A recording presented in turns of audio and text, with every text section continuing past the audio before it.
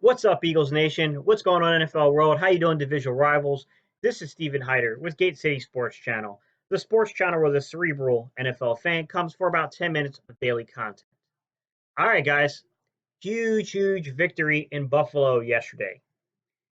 Look, we needed a win. It was desperation mode. This team got behind one another, and it ran the ball straight down Buffalo's throat to a victory. And that leaves us on a Monday morning with the question asked. Simply put, how do we improve this football team? Right now, we have a team that at least seems to be united. Orlando Scandrick, some of these outside, noises in the national media have at least united this team. It's put this team where it's comfortable at being, feeling like the world's against it. This team loves that feeling. So, where do you add to the roster in order to take this team to number one, capture the division, number two, make a deep playoff push, and then number three, possibly make it to this, reach the Super Bowl, and if in position to win the Super Bowl? I think there are a lot of elements that at the beginning of the year I wouldn't have worried about, such as personality fits to the locker room, right? Cultural fits. I think now we have to be way more concerned about those type of issues. All right, guys. So today I want to talk about the secondary cornerback fits. What are the names being mentioned out there for us at cornerback? All right, y'all. Let's get to today's topic. The problem in Philadelphia is much deeper than me. Having a tough time dealing with success. Well, we did go up to Buffalo and we kicked their ass. So there is that. All right. Here's the deal, guys. We're looking at how do we make this team better? And I'm just going to start off by saying there was a period of time during the season, not so many weeks ago, where I would have said that corner we had to do something just because the play was abysmal, and it was. Um, there was a lot of inconsistency with guys coming in and out of the lineup. The safeties weren't doing their jobs at times, and that's a shot at both Malcolm Jenkins and it's a shot at Rodney McLeod because both of them at times were not doing their damn job and were exposing corners to really having no support. They were doing what they weren't supposed to be doing. They were being fooled by things that these two veterans shouldn't be fooled by. Now, I will say this. I always had faith that those two guys in particular, McLeod and Jenkins, would get it together. If anyone on the team is going to get it together on the defensive side of the football, outside of maybe some of those players on the D line, it's those two players. There's only a handful of guys on that football team defensively that I trust, and that's two of them. With that said, I'm not 100% sold at this point that corner is the biggest need on this football team, but I also have to be realistic to I'm not the person who makes the decisions for the Eagles. I'm not a part of their front office. And there's where I've seen attempts at improvement has been in the secondary, right? From knowing that we did put out a first round and a second round offer for Jalen Ramsey to knowing we did offer Nelson Aguilar in a first round pick in return for Patrick Peterson. Those are the two marquee guys right there. So seeing that momentum, I can't discount or try to discredit the notion that the Eagles might try to upgrade through the secondary. I'm not going to sit here and tell you guys that because then that's me just trying to be smarter than everyone in the room. And while I don't think it's necessary to upgrade there right this second, I think long term we absolutely have to do something there. But I think for this season, you just you got to go with what you got and you got to just play better there. With that said, look, let's see what the options are. To me, this is what I'll say. I'm going to name four guys that have been brought up in the last like 4 to 5 days, and then I'll give you two more names that are kind of we'll see what happens there. Okay. Number one is Darius Slay has been mentioned quite often in the last couple of days. Chris Harris Jr. has been mentioned throughout the entire process. Patrick Peterson, we already know the Eagles made an offer for, and Marcus Peters has been recently brought up. Now I'll say this: I think it's a stretch that the Rams would trade us Marcus Peters unless they feel that this kid is done. There's no way you're going to trade him within you're not going to trade him within the conference and then kind of hope that this team that you're trading him to doesn't catch fire and doesn't resolve its secondary issues. Unless you feel this kid is completely done, which wouldn't be a good sign for the Eagles to pick him up. I'll say this, guys. I was born in 83. I'm an older head. I'm 36 years old at this point. Like, I've been around for a while. When it comes to the Eagles, I know I'm not the oldest Eagles fan out there. I know there's some that are definitely older than me. Y'all been around since the 70s watching. Some of y'all maybe go back as far as the 60s. I don't know. But I will say this. I don't remember a whole lot about the 80s. I mean, I did start watching football around that time frame. I mean, I remember the Buddy Ryan years. I remember some of the hoopla here and there. I remember my father telling me stories about the Fog Bowl, and I remember largely the reasoning that was given behind Buddy Ryan's ultimate firing as the head coach in Philadelphia after the 1990 season was the fact that he did have 3 opportunities in the playoffs and couldn't manage to win a game. So they hired his offensive coordinator, Rich Kotite, which, believe me, I remember my father being really pissed off about that because Buddy Ryan fit the culture of Philadelphia, but he didn't necessarily, he drafted really well, but he didn't grow the team. Mind you, we're talking about Norman Brayman, and from y'all that are some of y'all that are really young, you really don't remember the Brayman years. Just know that you're living underneath a privileged ownership with Jeffrey Lurie, because there were times where it definitely felt like they were trying to tank us. Um, And saying that, guys, even underneath Kotite, there were very, very good years at corner. We've been spoiled at cornerback for a very long time. I mean, I remember growing up with basically Eric Allen and Mark McMillan at quarterback. Two smaller guys. I mean, Eric Allen around 5'10-ish, 5'11-ish, but Mark Millen was a small, small dude. I mean, listed at 5'7", who knows his real height. So imagine basically having Darren Sproles. I mean, mind you, he wasn't built the way Darren Sproles is built, but in stature and height playing corner.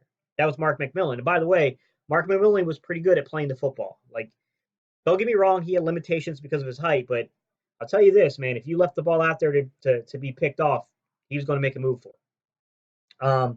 Eric Allen, I think, is one of the best defensive backs I've ever watched in Philadelphia. I would probably put him one or two.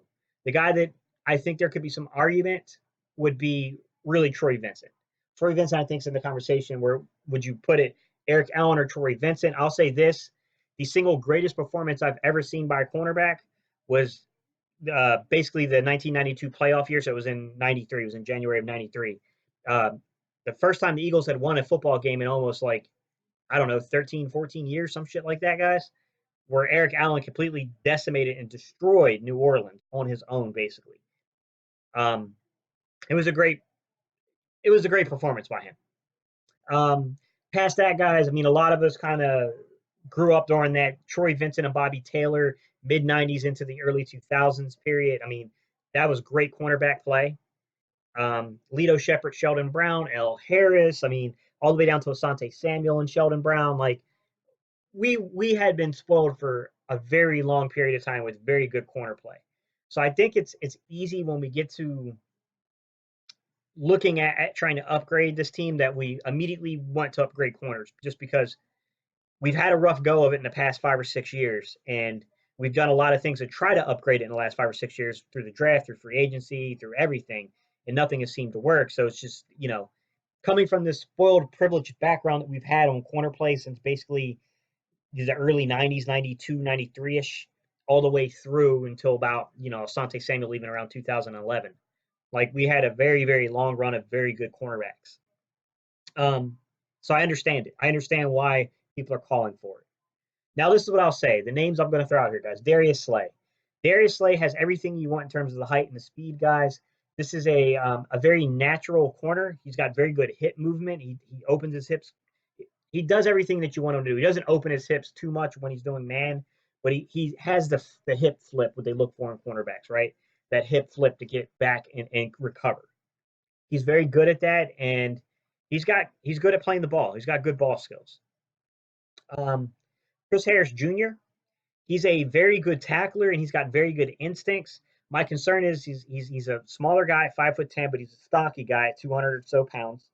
Um, and I'm also a little concerned at this point in his career. He's more of an inside corner than an outside corner, and maybe he's a better fit at nickel and safety than he is at, the outside corner positions.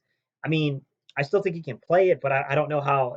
You get what I'm saying? Like, I think we got to be careful there with making that particular move for a 32-year-old corner or 30-year-old corner. I'm sorry, guys. I gave him way too many years in age. 30-year-old corner that is probably better suited for the nickel at this point than on the outside. Like, Patrick Peterson, guys, like, other than his age at being 29. And by the way, guys, you're talking about Darius Slay, 28, Patrick Peterson, 29, Chris Harris, 30. So you're talking about very similar aged guys here. Patrick Peterson is definitely the elite talent here. These guys are all good football players, but Patrick Peterson is just on a different level of talent. Very natural with his hips. Uh, he's very good at playing the ball. People generally don't want to try to throw to his side. The only really knock that I remember about Patrick Peterson, and I don't know if this has lived up to his time in Arizona per se. I'd have to really go through extensive film study for that, but I know coming out of college, one of the knocks on him was is that he has the ability to be a very good tackler. He's physical, he's got the size, but he doesn't always put forth effort at times. I know that was a big knock.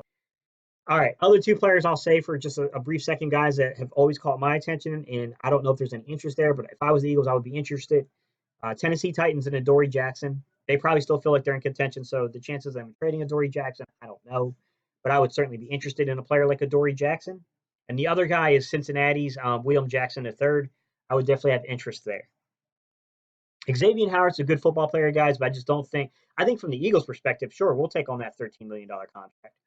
However, I think from the Dolphins' perspective, eating like was it like 24 or $27 million in dead cap, like I don't think they'll do that personally. I think that his agent did a good job of ensuring he'll be there for a few more years. So that one I'm not too high on. Um, but look, these are the guys that I see, guys. This is what I see coming down the line in terms of how we improve corner play. All right. Now you guys tell me what you think. Number one, tell me how sold are you on the Eagles actually making this move at corner? To me, I don't think it's the glaring need right now. I think it's definitely a position that has to be upgraded in the offseason, whether it's through the draft, it's through free agency, whatever. We've got to upgrade it. But with that said, I think as guys keep coming back, getting healthier, we're never going to be probably top 12. We're not going to be the upper third of the league per se in pass defense, but we might be able to fall at least back towards the median, back towards the middle of the pack. You know, and that would do a lot to actually help us progress forward. Um, Past that, guys, if you're sold on this, who's the guy for you? Who's the guy for you? Who are you going to pull? Who would you make the trade for? I mean, to me, me personally, I'm more on the defensive line side of this and a playmaker on offense. I think a Robbie Anderson, Devontae Parker, a Josh Gordon, like I think those guys would add way more value to this current roster right now than a corner would. But I mean, look, you can look. Hey, I've been wrong before. I could be completely wrong on this. Um, I won't make any prediction that Howie will or won't make a move at corner just because I've already seen effort there.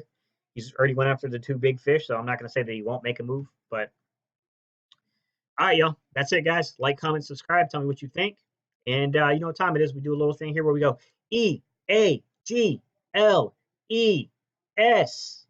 All right, y'all. Let's go Eagles, baby. We're coming back home.